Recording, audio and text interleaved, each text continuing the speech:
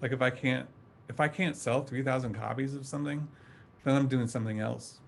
I'm gonna go do something else because I was like, I was like, this industry, uh, I love it and I love comics. There's nothing I want to do more, but I was like, if I can't find an audience to sustain that low number or whatever, then I shouldn't be doing it, you know. Right. Well, you're And then getting the idea is it's feedback. If it's like yeah, if the best that you can do is 3,000 people, then maybe it's not a good use of your time. yeah, yeah, and it was and the amount of work I put into mind management was like it was ungodly. It was like super spy on speed because I wasn't doing 8 pages a week. I was doing a full comic a month, and it was different because like with the 8 pages a week is like 32 pages a month, so it's less, it's more pages doing that. But there was no real deadline. I could be late a week, nobody would care. Right. But this one is like I couldn't be late. It was solicited already. The cover is done. Like I had to finish it, and it wasn't, uh, and it was such that series was so hard to do. Like the because I copied my stuff from Evolver with the text at the bottom, I put it on the side with subliminal messages. Well, I intended to only do that for 6 issues, like the first arc. Everybody really responded to it, so I was like, well, I can't not do it. I felt like I was being lazy if I didn't. You Yep. know, I was lazy. If I didn't do it, I was going to be lazy, but I couldn't figure out. I was like, how do I do that idea where it still makes sense to do it and it's not just a gimmick, you know? And so I figured out a way to make it help the story and but it was the most work I've ever done. But it was right at the right time in my life where our daughter was old enough now where it wasn't as much work, you know, and I could do both and juggle those things and just pour everything I had into it and then the numbers came back and they were great. Like it was, I think we sold more of two or whatever, and then three, or no, we didn't sell. We sold out of two, but it was we didn't know until it was too late. So I don't even know. I think that's the rarest one. It's like GI Joe #2. Yep. Remember, it was like the most rare one, and it was like it's like that. So my management two is like the most rare issue Yeah. because I don't think they ever reprinted it, and we just printed more of the rest of them. Yeah. Um, but so I was like, oh, good. But it was like one of that was the other moment I had where I'm like, I don't, comics is hard, man. I was like, I don't know how old I was at that point, but like 40, 30, late 30s, something like that. But It's a and big then that was where I realized like comics is for young creators and for lifers.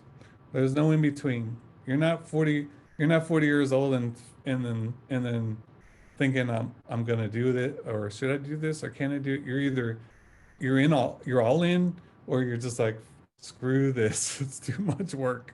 Well, I think, yeah, I mean, I think that's a point of dedication.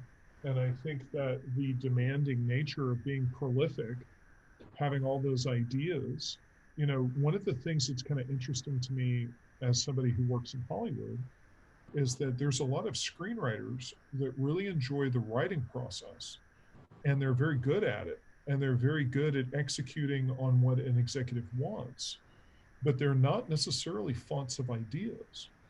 And Yeah. there's just no version of being a comic book writer in any iteration, all the way from Chris Ware to Donnie Cates, that you have to be prolific with ideas, Yeah. and it's very unique. So hit us with DC. How does DC happen?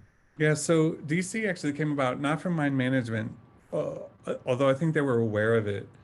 And but I think Revolver, I think I posted something online somewhere, something about Green Lantern, some nerdy thing, you know, because the thing is like I don't choose to do superhero books, but I don't hate superhero books, and it's like I never have. I'm a huge nerd. Like half of my books are Marvel and DC stuff, you know, because I grew up with it. I still love it.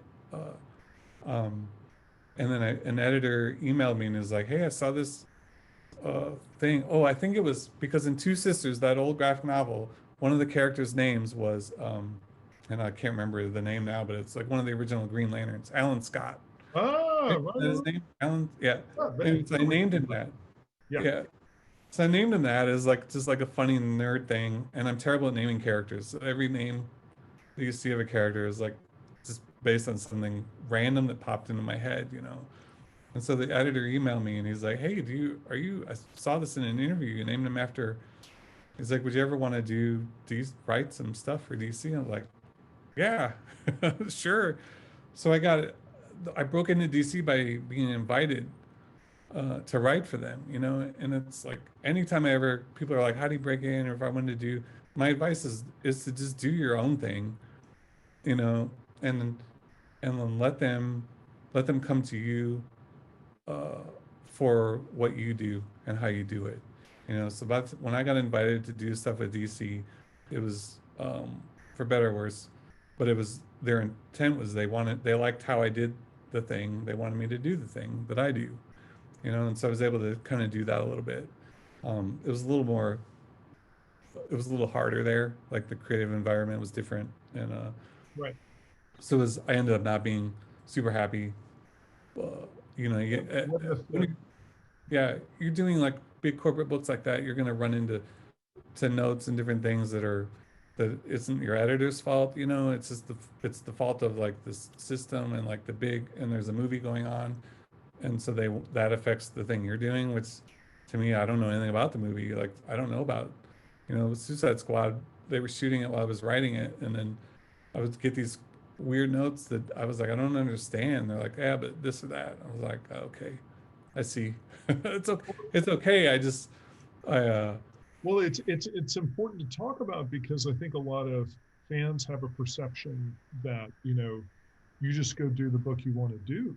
And you don't understand that, these are giant IP that are owned by mega corporations that, the Suicide Squad movie made like $800 million or something crazy, yeah, right? And so if they need to change your comic, they are, you know. yeah, So, yeah, it's a pecking order, right? And so the I think that the fan perspective, which is the comic is the most important thing, which is why you and I are talking, is because of comics, yeah, right? But it's just in the cold reality of how you have to survive as a superhero writer. Um, it just, it is what it is. yeah. No, and it's funny because my art school background made me like as long as you know that going in, you know, like I know going into DC, and like I talk to Lemire all the time, so it's like I know how it works, you know, and I'm not naive about it at this point. I'm old enough, and I know that there's a box and you're allowed to play within these lines, and then and you're given these limits, you know, and it's part of the process. It's the deal when you sign up to do books like that. And so part of me likes that challenge, you know. It was like being in an art school in a way where the the the teachers, they hate comics. They think they're dumb. They want you to do this thing this way. It's the same thing. It's like I'll find a way to get my story in around the edges. You know, I'll do the thing you want to do, but around the edges, without you knowing it, is the story I want to tell or the thing I want to do. And for a while, it was fun to do that, um, until like, but the rules in the box kept changing, and so I was like, I like playing. I like trying to see if I can fit. I want to meet your criteria and do it in a creative way, you know, that is unexpected. Because to me, that's a challenge, you know.